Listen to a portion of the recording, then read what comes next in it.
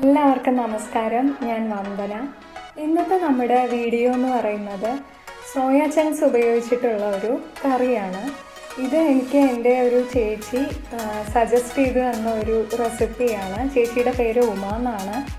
അപ്പം soya chunks നമുക്ക് എല്ലാവർക്കും അറിയുന്ന പോലെ അതൊരു പ്രോട്ടീൻ്റെ ഒരു റിച്ച് സോഴ്സാണ്. അതുപോലെ തന്നെ വെജിറ്റേറിയൻസിൻ്റെ മീറ്റ് എന്നൊക്കെയാണ് അറിയപ്പെടുന്നത്. അപ്പോൾ സോയ ചങ്ക്സ് യൂസ് ചെയ്തിട്ടുള്ള ആ റെസിപ്പി നമുക്കൊന്ന് ഉണ്ടാക്കി നോക്കാം. ആദ്യം നമുക്ക് ചൂടുവെള്ളത്തിലേക്ക് എടുത്തു വച്ചിരിക്കുന്ന 1 കപ്പ് സോയ ചങ്ക്സ് ഇട്ട് കൊടുക്കാം. കൂടെ തന്നെ ആവശ്യത്തിന് ഉപ്പും കൂടെ ചേർക്കാം. ഇഷ്ടത്തിനനുസരിച്ച് വലുതോ ചെറുതോ ആയ സോയ ചങ്ക്സ് എടുക്കാം. ഒരു 15 മിനിറ്റിന് ശേഷം ഇപ്പോൾ സോയ ചങ്ക്സ് നല്ല സോഫ്റ്റായി വന്നിട്ടുണ്ട്. ഇതിലെ വെള്ളമൊക്കെ ഒന്ന് സ്ക്വീസ് ചെയ്ത് കളയാം. വെള്ളമൊക്കെ നന്നായി കളഞ്ഞ് സ്ക്വീസ് ചെയ്തെടുത്ത സോയ ചങ്ക്സ് ആണിത്. ഇതിനി മാരിനേറ്റ് ചെയ്യണം. ഇതിലേക്ക് 1/4 ടീസ്പൂൺ മഞ്ഞൾപ്പൊടി, 1/2 ടീസ്പൂൺ കശ്മീരി മുളക് പൊടി,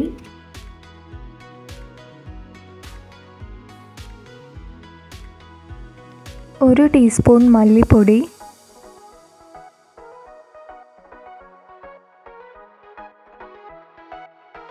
1/2 ടീസ്പൂൺ ഗരം മസാല, 1/2 ടീസ്പൂൺ തന്തൂരി മസാല. അത് വേണ്ടവർക്ക് ചേർത്താൽ മതി. പിന്നീട് ഒരു 1/2 ടീസ്പൂൺ അംചൂർ പൗഡർ, 1/2 ടീസ്പൂൺ ഇഞ്ചി വെളുത്തുള്ളി ചതച്ചത് ചേർക്കാം.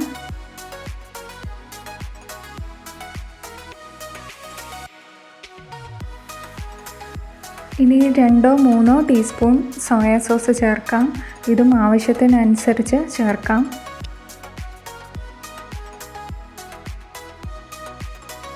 ഇതെല്ലാം കൂടെ നന്നായി ഒന്ന് ഇളക്കി യോജിപ്പിക്കാം. ഇനി ഇത് ഇവിടെ ഒരു 15 മിനിറ്റ് നേരം ഇരിക്കട്ടെ.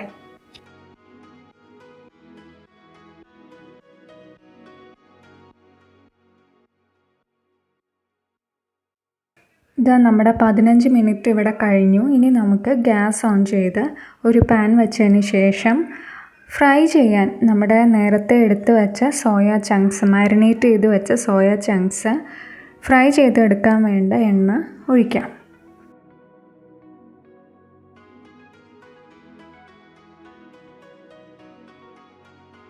ഈ ഒരു സമയം കൊണ്ട് നമ്മൾ ചേർത്ത പൊടികളും എല്ലാം ഈ സോയ ചങ്ക്സിനകത്തേക്ക് പിടിച്ചിട്ടുണ്ടാവും.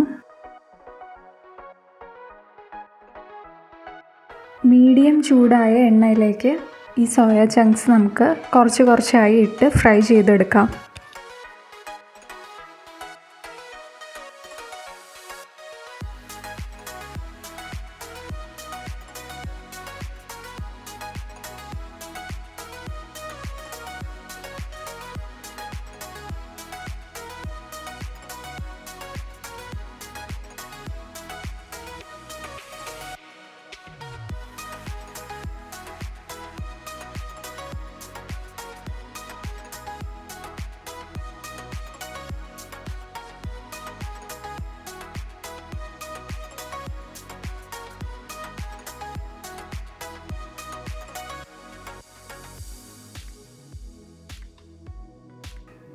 സോയ ചങ്ക്സ് ഫ്രൈ ആയി വന്നിട്ടുണ്ട്. ഇത് നമുക്ക് വേറൊരു പ്ലേറ്റിലേക്ക് അല്ലെങ്കിൽ പാത്രത്തിലേക്ക് മാറ്റി വയ്ക്കാം.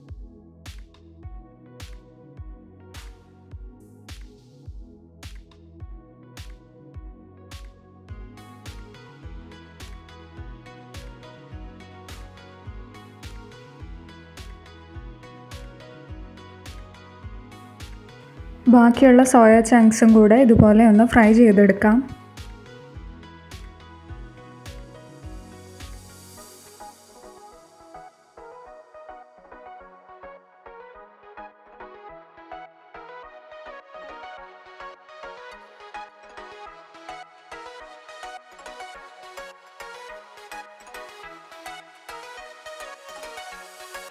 അങ്ങനെ നമ്മളെല്ലാ സോയ ചങ്ക്സും ഇതുപോലെ ഫ്രൈ ചെയ്തെടുത്തിട്ടുണ്ട്. അടുത്തതായി ചൂടായ പാനിലേക്ക് 1-2 ടീസ്പൂൺ നെയ്യ് ചേർത്ത് കൊടുക്കാം.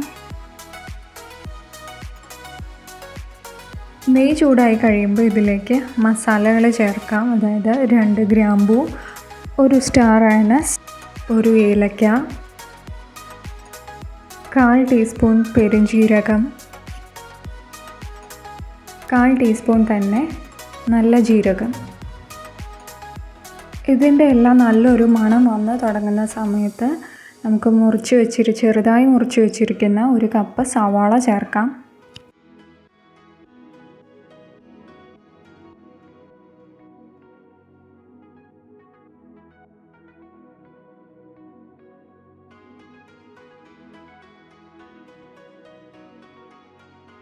സവാളയൊന്ന് നല്ല പിങ്ക് കളറായി വരുന്ന സമയത്ത് ഇഞ്ചി വെളുത്തുള്ളി ചതച്ചത് ചേർക്കാം. 1 ടീസ്പൂൺ ചേർക്കാം. ഇനി നമുക്ക് ഇതിലേക്ക് കുറച്ച് പൊടികൾ ചേർക്കാനുണ്ട്. 1/2 ടീസ്പൂൺ മല്ലിപ്പൊടി,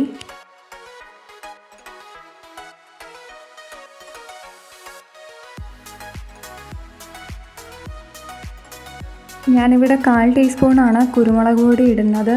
അത് എരിവിനനുസരിച്ച് ചേർക്കാം. ഇത് ചേർത്ത ശേഷം നന്നായിട്ടൊന്ന് മിക്സ് ചെയ്യാം. 1 ടീസ്പൂൺ കശ്മീരി മുളക് പൊടി കൂടെ ചേർക്കുന്നുണ്ട്. അത് ഓപ്ഷണലാണ്, വേണമെന്നുള്ളവർ ചേർത്താൽ മതി. ഞാനൊരു കളറിന് വേണ്ടി ചേർക്കുന്നുണ്ട്.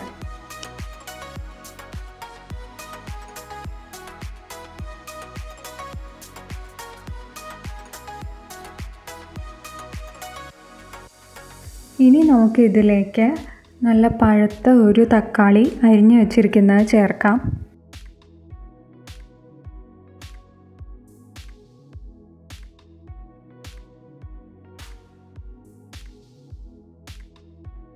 തക്കാളി ചേർത്ത് കഴിഞ്ഞ് ഞാനിതിലേക്ക് 2 ടീസ്പൂൺ ടൊമാറ്റോ സോസ് ചേർക്കുന്നുണ്ട്.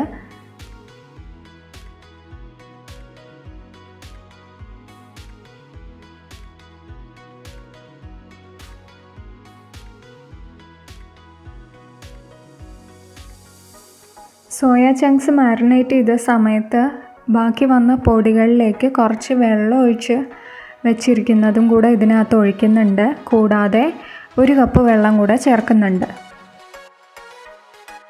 ആവശ്യത്തിന് ഉപ്പ് ചേർത്ത് കൊടുക്കാം.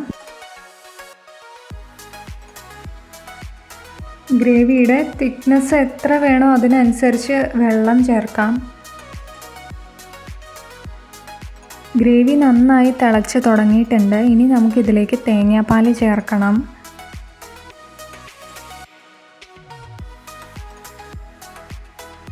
തേങ്ങാപ്പാൽ ചേർക്കുന്ന സമയത്ത് ലോ ഫ്ലെയിമിൽ ഇട്ടിട്ട് വേണം ചേർക്കാൻ, ഇല്ലെങ്കിൽ പിരിഞ്ഞു പോകാൻ സാധ്യതയുണ്ട്.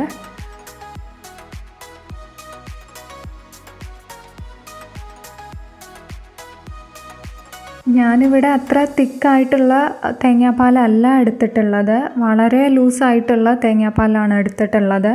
അത് ഓരോരുത്തരുടെ ഇഷ്ടത്തിനനുസരിച്ച് എടുക്കാം.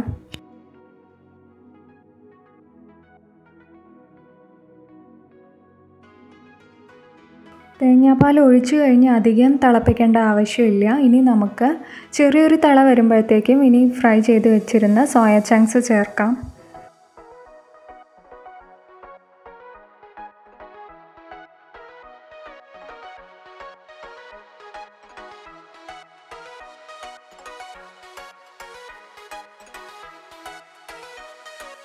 അര ടീസ്പൂൺ ഗരം മസാല ചേർത്ത് കൊടുക്കുന്നുണ്ട്.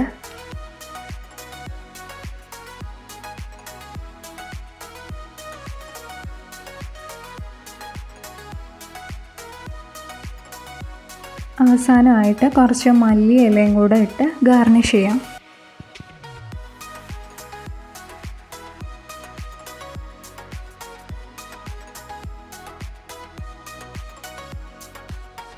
അങ്ങനെ നമ്മുടെ സോയ ചങ്ക്സ് മസാല കറി തയ്യാറായിട്ടുണ്ട്.